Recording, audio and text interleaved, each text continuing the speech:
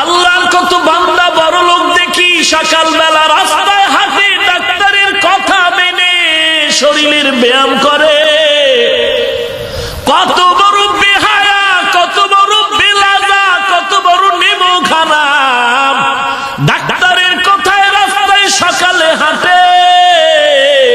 ফজরের নামাজ পড়ার জন্য কপাল পরা মসজিদে যায় না। এরকম বেলাজা নাই, এরকম বেহায়া নাই।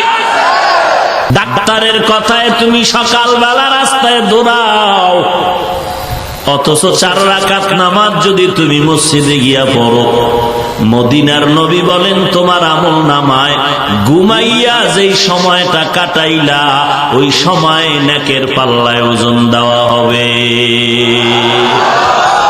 মকুন সুস্তি নামাজে পানজে গানা ফাওয়াইলুল লিল মুসাল্লিনাল্লাযিনা মুমিনারা ই নামাজে ইমদাদে দা ইস্তাইনু আয়াতে কুরআন বাখা আয়াতে কদ আফলাহারা দেখুন গৌর কুন্দর মানিয়াজ দিল সাদিকুন। কয়ক্ত নামাজ বছরে কয়বার? বছরে 5 বার। হ্যাঁ, একটুখানি নেকের তরে রোজ হাসরের মাঠেতে বাবা ঘুরবে ছেলের পিছে, ছেলে বাবার আগেতে। আহাতে মন কঠিন দিনেতে আল্লাহ কিন্তু ছাড়বে না, ঠিক মতো পড়িলে নামাজ জান্নাত তোমার ঠিকানা। ঘুমের চেয়ে নামাজ ভালো আর তুমি ঘুমাইও না, ঠিক মতো পড়িলে নামাজ জান্নাত তোমার ঠিকানা। আমার প্রাণের ভাই বোনেরা জলদি করে উঠে যাও, ওযু করে তাড়াতাড়ি নামাজ পড়তে লেগে যাও। আহা নবী বেনামাজির শাফাআত করিবেন না, ঠিক মতো পড়িলে নামাজ জান্নাত তোমার ঠিকানা। ঘুমের চেয়ে নামাজ ভালো আর তুমি ঘুমাইও না, ঠিক মতো পড়িলে নামাজ জান্নাত তোমার ঠিকানা। এরে নবীর উম্মতের দল, যারা মনে করেন পড়া যায় না, পারি না, চেষ্টা করি পারি না, কিয়ামতের ময়দানে আপনার পাশে আপনার মতো একজন বড় লোকের দাঁড় করায় বলবে, দেখ এই বান্দা 1 ওয়াক্ত নামাজ ছাড়ে নাই, তুমি কেন পারলা না? এর এলাকার মুসলমান ও যুবক, ও বৃদ্ধ বাবাজি, ও পর্দার আড়ালের মা, আমাদের মতো হুজুর হতে একজনকে আমি বলবো না আপনি চাকরি করেন, ব্যবসা করেন, লেখাপড়া করেন, বাধা নাই। আমাকে একটু নিরপেক্ষতার সাথে সঠিক জবাব দেন। আপনাদের মতো যুবক ইংরেজি পড়ে, দুনিয়ার লাইনে কাজ করে, ব্যবসা করে, চাকরি করে, স্কুল কলেজে পড়ে, 5 ওয়াক্ত নামাজি আছে না নাই? আপনি কেন পারবেন না? কিয়ামতের ময়দানে জবাব দিয়া পার পাবেন নাকি চিন্তা করা দরকার। এরে নবীর উম্মতের দল, দুনিয়ার প্রত্যেকটা মানুষ বড় দুর্বল, বড় অসহায়। এমত অবস্থায় একা একা চলা যাবে না, সাহায্য লাগবে কি লাগবে না? লাগবে নি? সাহায্য কার থেকে নিবেন তাও ভালো করে জেনে নেওয়া দরকার, জেনে রাখা দরকার। সাহায্য আমরা তার থেকেই নিব যার মধ্যে 3টা দুর্বলতা নাই। কয়টা? 3টা দুর্বলতা যার মধ্যে নাই তার থেকে সাহায্য নাও। 1 নম্বরে পিছুটান নাই, 2 নম্বরে যার অভাব নাই, 3 নম্বরে যার কোনো স্বার্থ নাই। দুনিয়ার দিকে তাকাও, এমন একজন বান্দা বান্দি পাওয়া যাবে নাকি যার পিছুটান নাই? এমন একজন বান্দা বান্দি পাওয়া যাবে না। স্বামী মনে করে স্ত্রী বুঝি আমার, স্ত্রী মনে করে স্বামী বুঝি আমার। যখন দুইজনে আলাদা দুই রাস্তায় দৌড়ায়, দুইজন দুইজনের বন্ধু আর বান্ধবী নিয়ে টাকার আড্ডা দিয়া টাকা খরচ করে। এরে নবীর উম্মতের দল, স্বামী খালি কান্না করে আর হুজুরদের কাছে দোয়া চায়, এত টাকা কামাই করি বরকত কেন হয় না? খোদার কসম, তোমার কামাইতে জীবনে বরকত হবে না, কারণ তোমার টাকা খাইয়া যারা চুরি করবে ওই চুরির সম্পদে বরকত হবে না। এরে নবীর উম্মতের দল, এমন কোন মানুষ নাই যার পিছুটান নাই। নিজের টেনশন, সন্তান, স্ত্রী, পরিবার, মা বাবা, ভাই বোন, পরিবেশ, আবার প্রতিবেশী আমার, এতগুলো টেনশন যার মাথায়, সে আর একজনের ক্ষুধা নিবারণ করার চিন্তা করার সময় নাই। এই জন্য দেখা যায় যখন মাইকে বক্তব্য দেয়, কেউ খাবে কেউ খাবে না তা হবে না, কিন্তু যখন এই বক্তব্য দিয়ে নামলো, ঘুরতে ঘুরতে জীবন শেষ, তারে খুঁজে আর পাওয়া যায় না। কেন? তার নিজের পেট ভরলে না আপনার পেটের চিন্তা। তাহলে দুনিয়াতে সবাই পিছুটানওয়ালা, আর পিছুটান নাই এমন কেউ নাই। দুই নম্বরে তাকায় দেখেন, জমিন এমন কোন বান্দা বান্দি আছে নাকি যার অভাব নাই? এরে নবীর উম্মতের দল, রিক্সা ড্রাইভার, ভ্যানের ড্রাইভার, খেরের ঘর, নাড়ার ঘর, বয়া বয়া কান্না করে। কান্দ কেন রে গরিব রিক্সার ড্রাইভার? বলে কপাল বড় খারাপ, টিনের ঘরের আর আমার মজা পাইলাম না। তোমার এখন শখ লাগলো টিনের ঘর, যার ঘরই নেই। মসজিদে ঢুইকে এক বান্দা নামাজ পড়ে বের হয়ে দেখে জুতা নাই, দৌড়ে গিয়ে কাঁদে আর কয়, ইমাম সাহেব আমার জুতা নিল কে? তাড়াতাড়ি বের করেন, না হয় মামলা হয়ে যাবে। কিছুক্ষণ পর মসজিদের বারান্দায় গিয়ে দেখে একজনে বয়ে বয়ে কান্দে, তার পাওই নেই। তার কি নাই? ওই আল্লাহর বান্দা কানে ধরে তওবা করে, আল্লাহ তুমি আমাকে মাফ করে দাও, আমার জুতা লাগবে না। ওই বান্দার থেকে আমি অনেক ভালো আছি যার পাও নাই। আমার জুতার দরকার নাই, তুমি আমার পাও রাখছো, তোমার দরবারে হাজার শুকর। ওরে গুলিস্তান সদরঘাটের ডাস্টবিনের পাশে যে বনি আদমরা ঘুমায়, শীতের মধ্যে তুমি ল্যাপ আর কম্বল গায়ে দিয়ে ঘুমাও, আর ওদের শরীরের উপরে ঠান্ডা একটা কাঁথাও নাই। আর তুমি নাড়ার ঘর, খেরের ঘর পাইয়াও শকর নাই। তুমি কান্না করো টিনের ঘর আমার কবে হবে। এত শান্তি টিনের ঘরের মধ্যে, দেখি টিনের ঘরওয়ালার কি হালাত। এই ঘুমাও, সাউন্ড কমে কেন? ভাইরা আমার, টিনের ঘরে গিয়ে দেখি টিনের ঘরওয়ালার চোখেও পানি। টিনের ঘরওয়ালা তুমি কান্দো কেন? কপাল বড় খারাপ, টিনের ঘর পাইলাম, বিল্ডিং এর ঘরের নিচে তো ঘুমাইতে পারলাম না। কত জানি মহা আরাম ওই বিল্ডিং এর মধ্যে।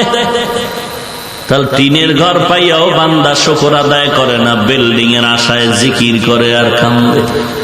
এইবার ঘুরে দেখা যাক বিল্ডিং ওয়ালার কেমন আরাম।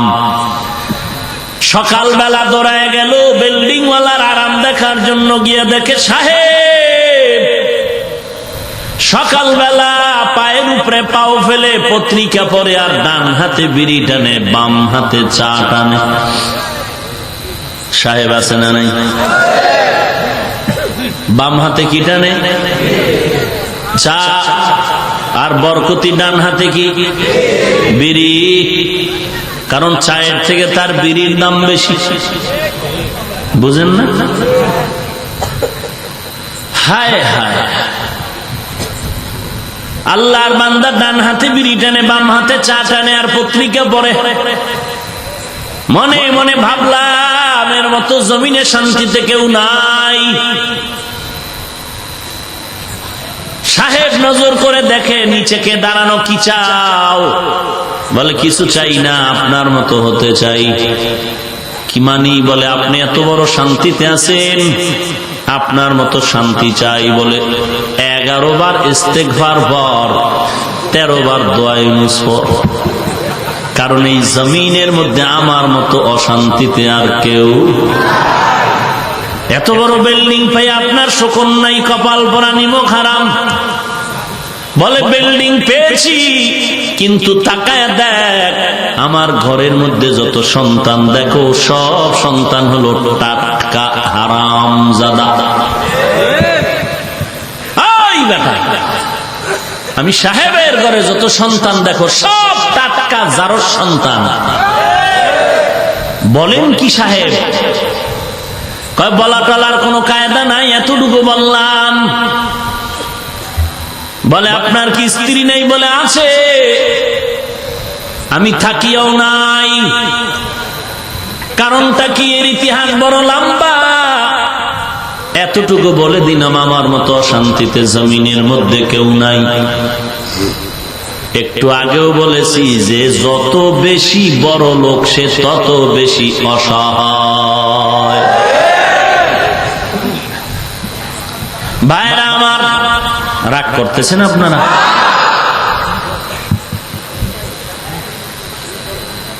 আল্লাহ সবাইকে কবুল করেন। আর একটু সামনে আগাই।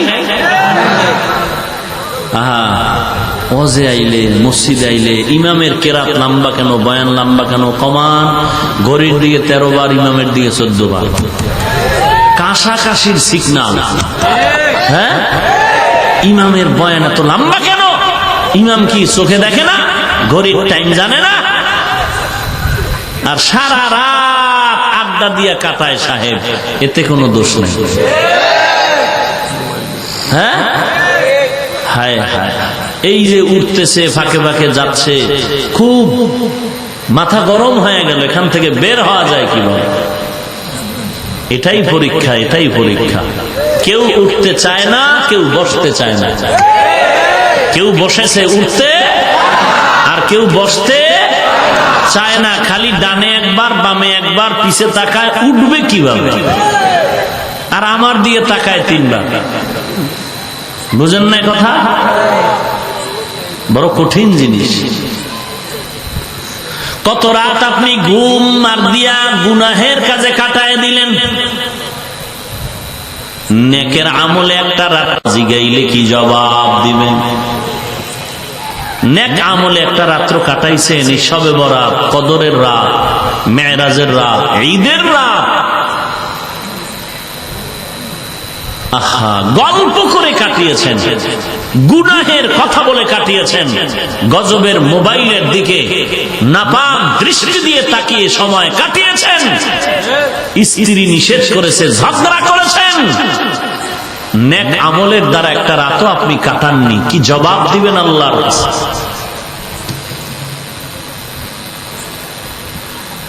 এরে নবীর উম্মতের দান, দুনিয়ার সবাই অভাবী, অভাব নাই এমন কেউ নাই। সবাই অভাব, যত পায় তত চায়, যত পায় তত চায়, যত পায় তত চায়। অভাব সারা দুনিয়াতে কেউ নাই। এক আল্লাহর বান্দা আশিকে রাসূল গাঁটটি মাথায় লইয়া বাবার দরবারে যায়। কেন যাও? কয় বাবার দরবারে যাই ধনী হওয়ার জন্য। কি হওয়ার জন্য? আমি বললাম তোমার বাবা যে টাটকা ফকিন্নি, তুমি জানো নি? মুরিদের টাকা পয়সা খাইয়া বাবার পেট তিমি মাছ হয়েছে। বাপের দেখাইছে না মুরিদের দা? মুরিদের হাদিয়া খাইয়া বাবাজান কেবলার পেট তিমি মাছ হয়ে গেল। মুরিদেরটা খাইয়া বিল্ডিং বানাইয়া এখন বিল্ডিং এর ফ্ল্যাট বিক্রি করে, কয় আর জান্নাতের টিকিট নিয়ে যাও। বলেন তো, এখানে তো অনেক পীর ভক্ত। একজন দাঁড়ায় বলেন, কোন পীর সাহেব গরিব মুরিদের একটা বাড়ি বানায় দিচ্ছে, বরং গরিবের যা ছিল সব খাইয়া তুষ বানায় ফেলেছে। আমার কথা এগুলো মিডিয়ায় সব প্রকাশিত হয়ে যাচ্ছে। এমন একটা যুগ আছে, কোন অপকর্ম আর ধামা চাপা দেওয়ার কোন কায়দা নাই। যারে দিয়া ভূত সানামু এরই ভূতে ভাইরা আমার, ধনী বানানের মালিক কে? ইয়া আইয়ুহান নাস আনতুমুল ফুকারাউ ইলাল্লাহ ওয়াল্লাহু গানিয়্যুন ওয়াল্লাহু হুয়াল গানিয়্যুল হামিদ।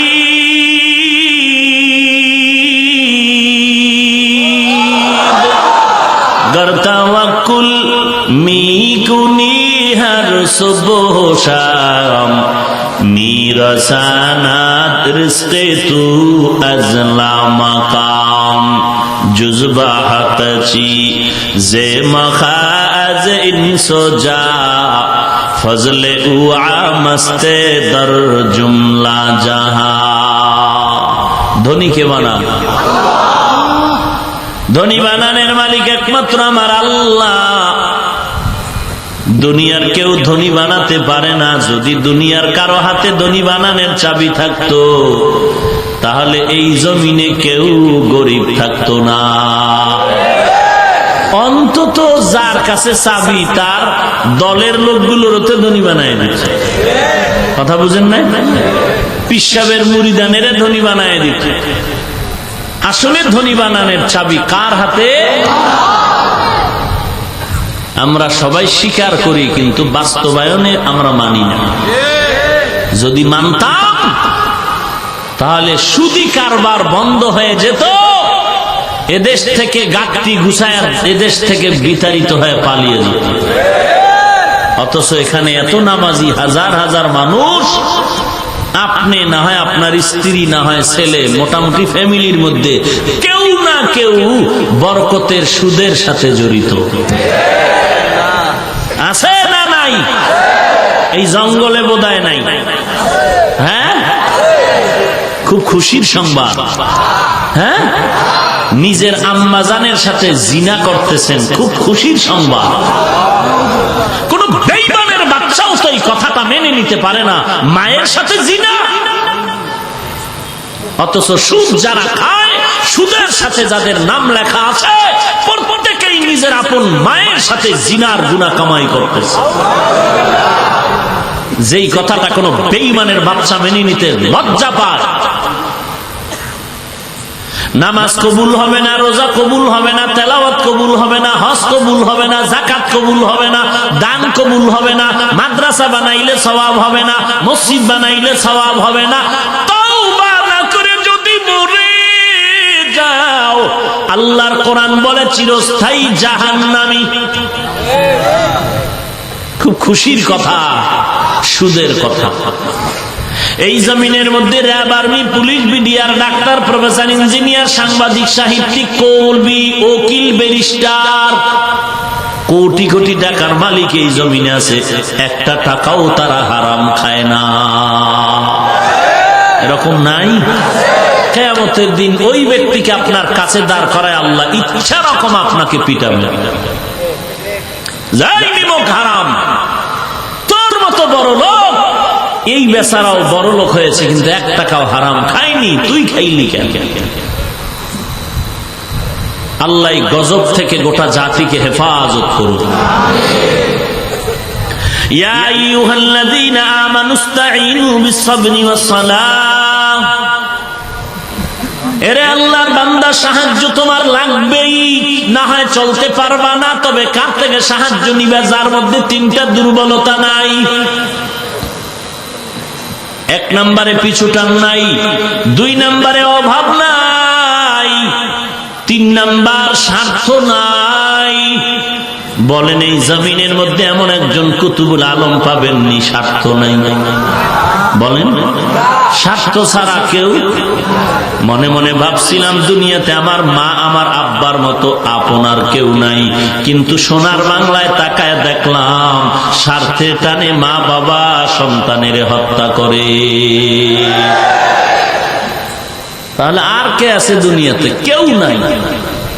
এই তিনটা দুর্বলতা যার নাই, তার থেকে সাহায্য চাইতে দেরি পাইতে দেরি না। ভালো করে গবেষণা করে এটাই ফলাফল বের হলো, দুনিয়ার কেউ পিছু টানওয়ালা ছাড়া নাই, অভাব ছাড়া নাই, স্বার্থ ছাড়া নাই। এই তিনটা দুর্বলতা যার নাই তিনি হলেন কে? আল্লাহর কোনো পিছু টান, আল্লাহর কোনো অভাব, আল্লাহর কোনো স্বার্থ।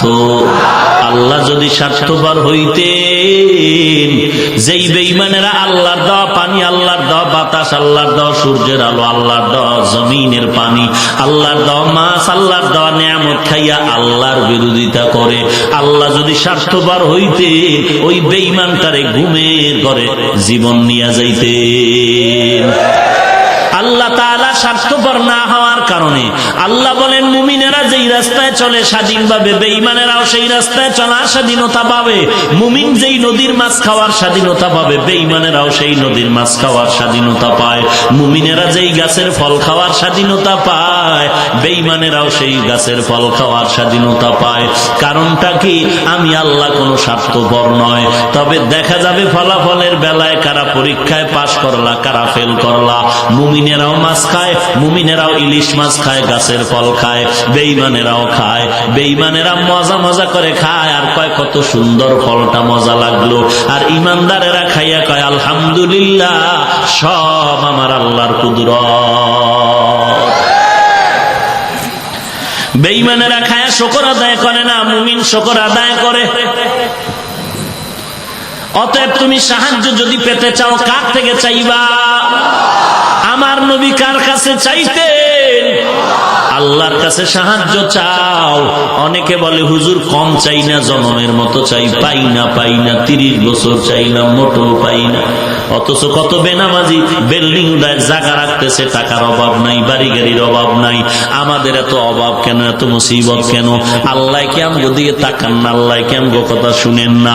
আপনি বলেন আল্লাহর কাছে চাইতে দেরি পাইতে দেরি না, আমরা তো কম চাইলাম না, পাই না কেন? আল্লাহ কয় ডাইরেক্ট চাইলে হবে না, নিয়ম অনুযায়ী দুইটা জিনিসের মাধ্যমে চাইতে হবে। 1 নম্বরে ধৈর্য, 2 নম্বরে হলো নামাজ। আসেনি ধৈর্য?